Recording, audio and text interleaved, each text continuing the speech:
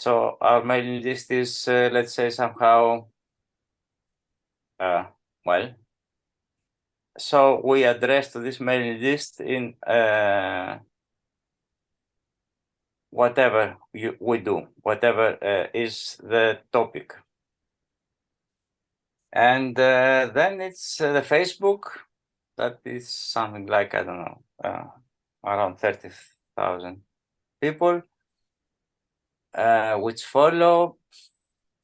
Also, those who don't like, the Facebook is less targeted than the and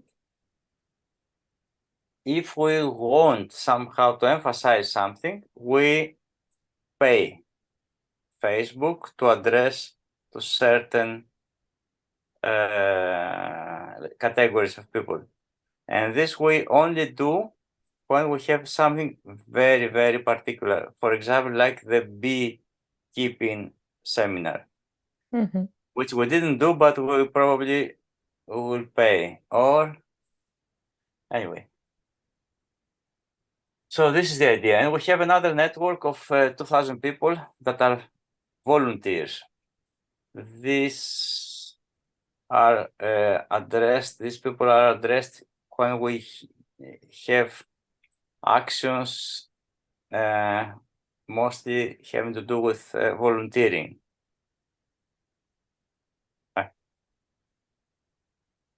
Okay. And in the beginning, how did you get the people? So since we're a young organization and we are interested to know how to find participants if we don't have a mailing list or any, how to say, database of people that we can reach directly. Do you have statistics for your website? We still don't have a website. That's the thing. We have social media, and we can take statistics based on that. On your social media. Yeah. Okay, how many people are following your page? Around 1,000. 1,500, right? Yeah. Which is not bad. It's not bad. Okay, so you propose to use social media as the main source of getting the reach to the people. Actually, I hate Facebook, although we use it a lot. But I would propose to have a website.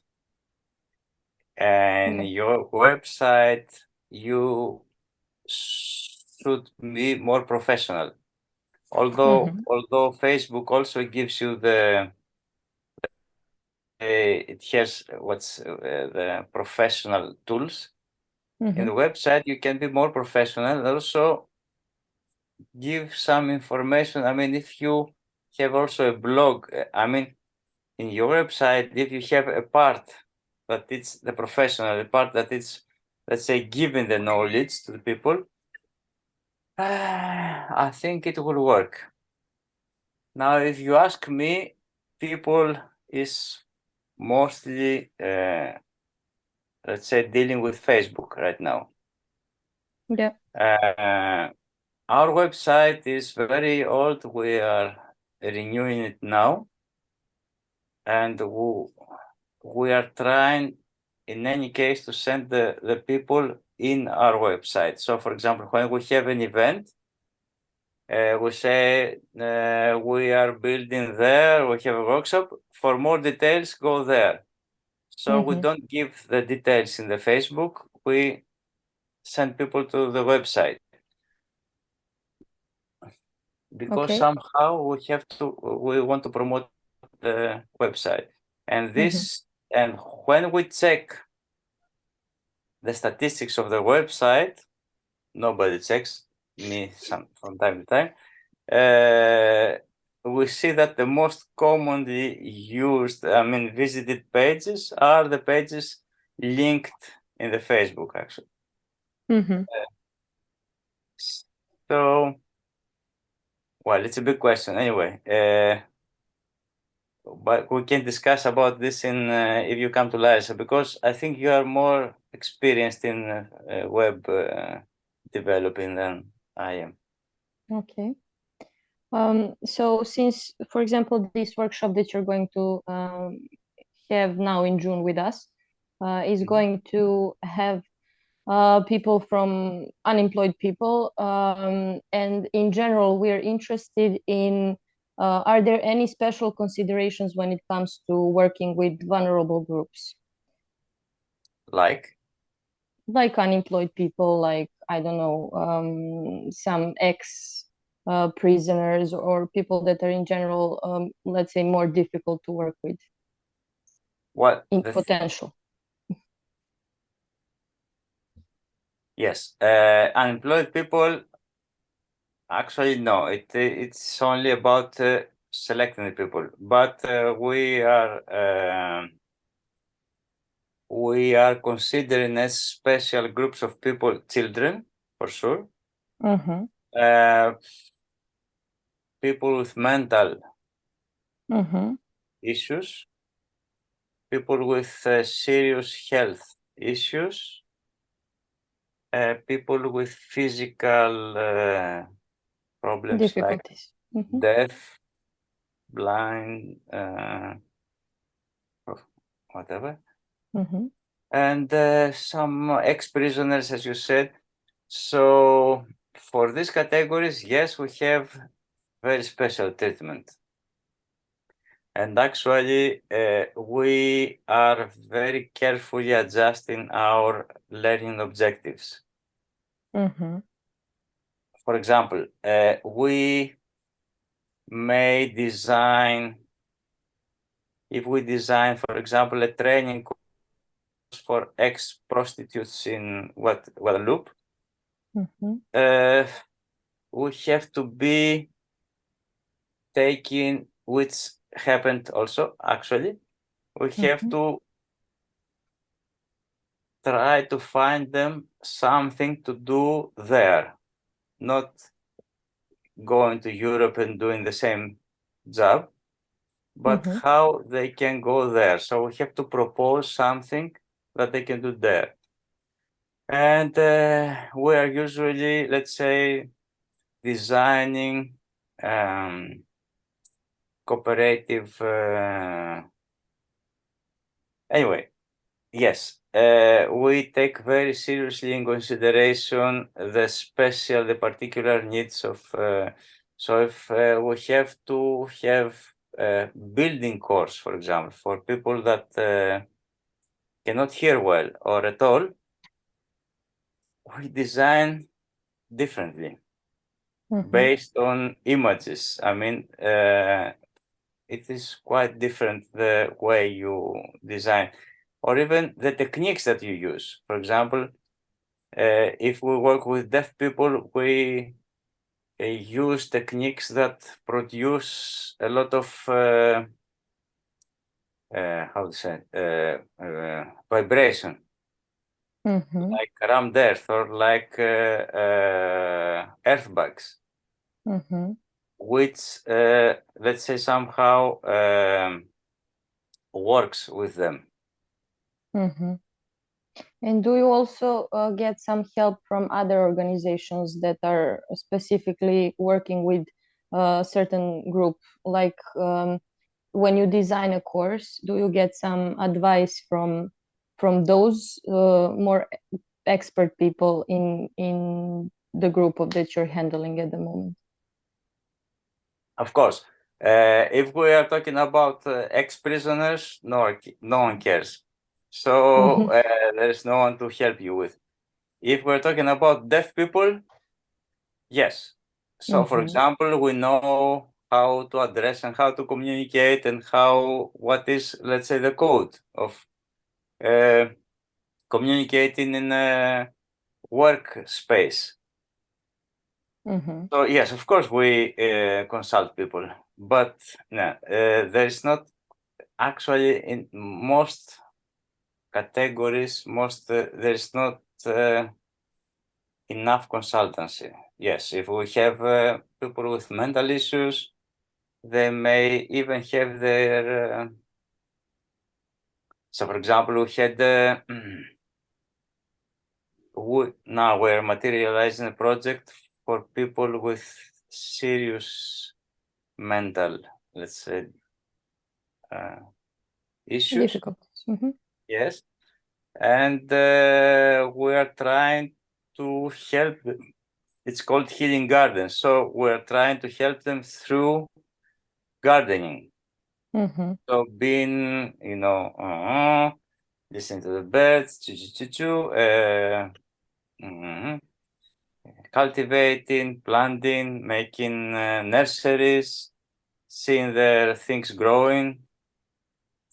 If we work with ex-prisoners, we usually design something, or with prisoners, something that they can do to fill their free time there in jail and somehow have some income. For example, we're building oven and they bake bread and they sell their bread to the public or the vegetables or whatever. Okay, and since you also mentioned that you have many international participants, was there any difficulty, for example, in these previous years that you met them regarding the language barrier or the cultural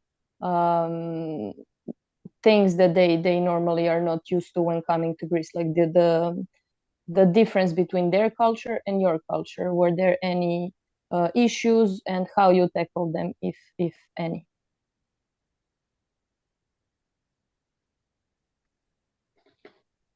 No. No? When we have difficulties, it has to do with people that are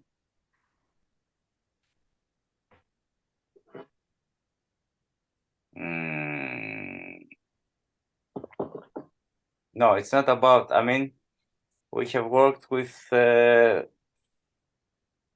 it's not about language, it's not about the culture. I mean, we have worked with Muslims, Hindu, everything.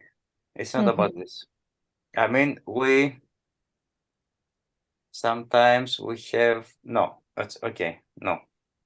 Actually, we work, it's much more complicated now, for example, in regarding sexes. For example, many people now are want to be, let's say, addressed as he, she, them, it, whatever.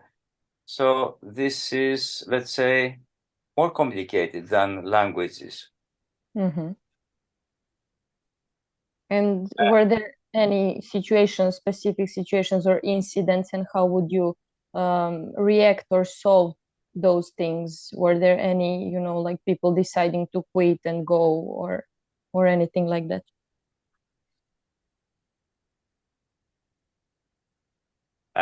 In short-term trainings, never. Never. In long-term trainings, long-term means 8 months, 1 year.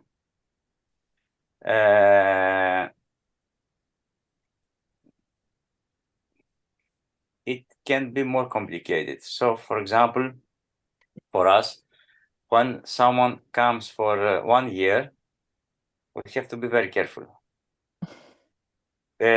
Which means that we have to very thoroughly explain what he is going to face here. And because it's not about us going someplace that he is in a house, even without people, but it's a place that someone comes in a very close relationship interaction with everybody, which means we have, and also we are very labor intense. I mean, we're having where everybody is supposed to wake up at the same time and work together. I mean, it's not about I cannot wake up in the morning. I have to have a common schedule.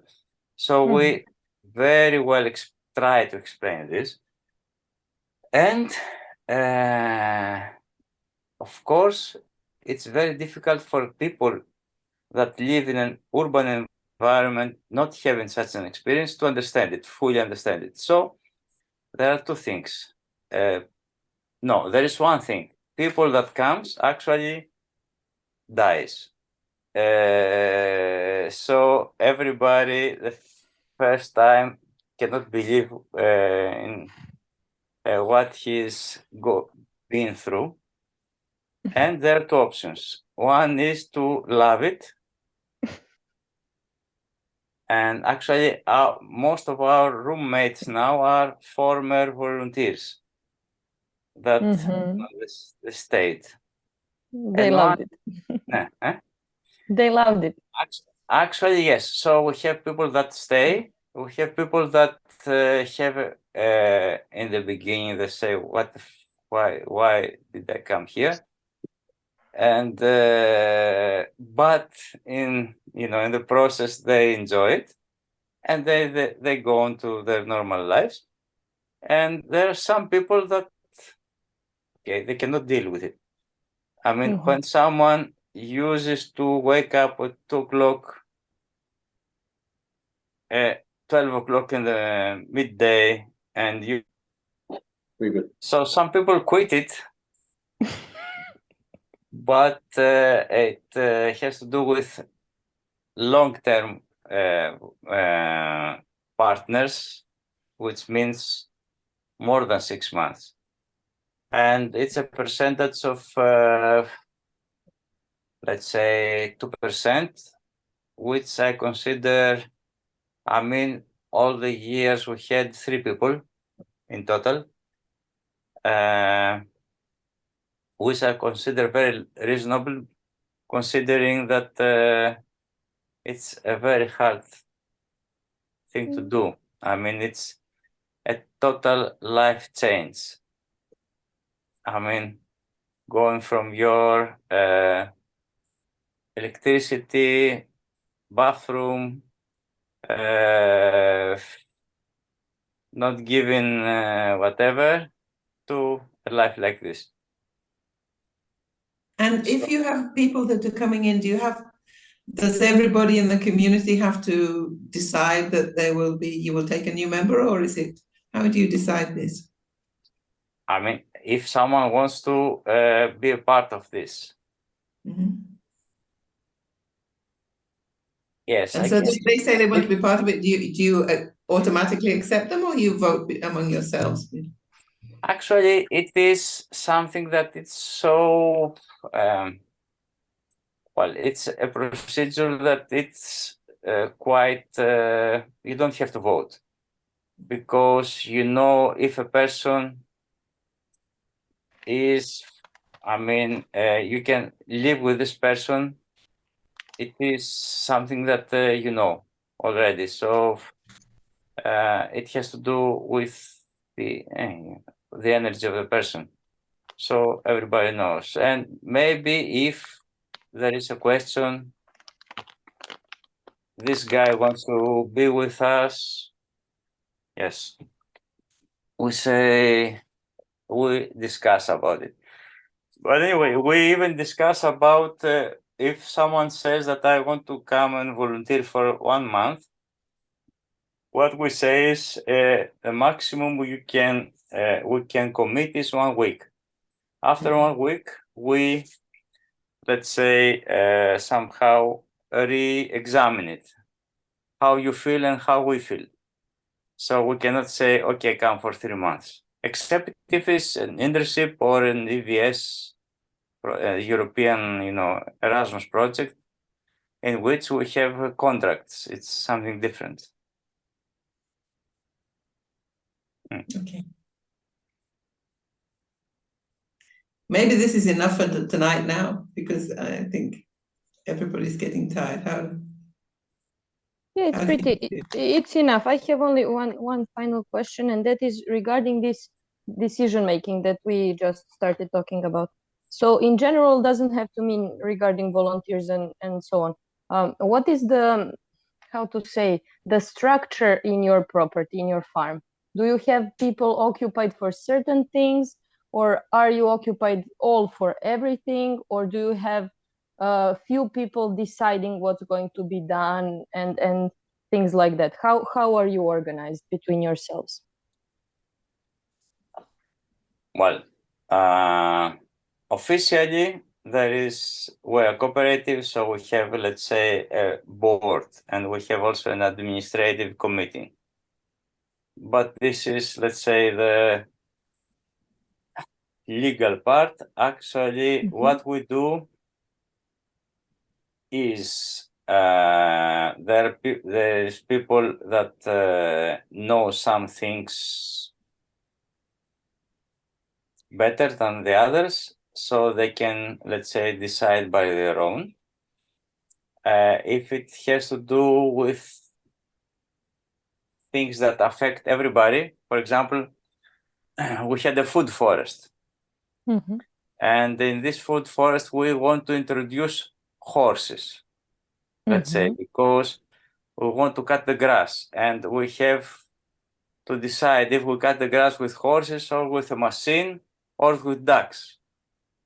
And this maybe we discuss everybody, because when you introduce horses, you have to do other things, and you have people attending the horses and stuff. So actually, we have a meeting every Tuesday, once a week anyway, to discuss things like that, in which meeting everybody, including volunteers, has a vote. We had a meeting every morning in which we decide the things that we do. So we have breakfast 7 until 7:30. We discuss what we will do during the day. Once a week, we decide about schedule, living, going, and about the most important things that affect economically or, structurally. It's about the people that we're living together that decide. And this happens twice per month or whenever it's necessary.